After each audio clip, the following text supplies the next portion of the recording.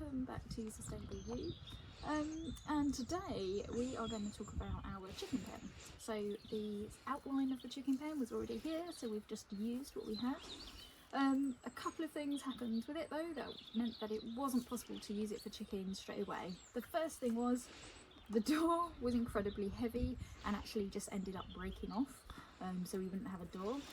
And the second thing is this here was the only wire mesh that was going round. Two problems with that is the hole is way too big, a chicken's going to get through that, and the second thing is it's not predator proof. You know, you'll get badgers, foxes digging under, climbing over, all the rest of it. And we want to keep our chickens alive for as long as possible. Met somebody yesterday who had a chicken who lived to 7 years old, and that apparently is a very long time, so we're pretty excited about that. Anyway, if you want to come just here, I'll show you some of the handiwork that we did. This door here is the original door. The difference with it is it was in really good shape, so we reused it, but we did take off the slabs in between because it was so heavy, it just literally the hinges just kept on breaking. The second thing we did is we added these extender posts here so that the wire mesh could go a bit higher. And the reason for that is if a fox is going to climb up, it can climb up, but actually it will be wobbly and feel uncomfortable and won't actually want to go any further, so won't jump over the edge. Happy days living chickens. The second thing we've done here is we've put it all the way to the bottom, again to deter pests or predators getting in there. So that's the first thing with the door. Another nice thing, little in fact I'll come back to that at the end. I'll give you some tips and tricks at the end. Okay, so the second thing that we had to do is we had to dig down half a metre. Half a metre is quite a lot. I'm just going to show you. That's not ready to scale, you can't really see that, but it's about that much. It's a lot. Key thing that we did, we actually hired a little micro digger and came in here and just dug it out. We, as you know, we usually no dig, but in this instance it was so much easier, and obviously to protect our chickens and get a good amount of eggs. So we dug down, we took this wire mesh here and we put it right down, all the way down the side into that ½ metre depth, and also we had ½ metre width as well, so it goes all the way down. The purpose of that is if a fox digs down, it'll hit here. Even if it's hit here and he's like, yay, I've got through, it'll try and come up and it will again hit the mesh and then just give up because it's too much hassle.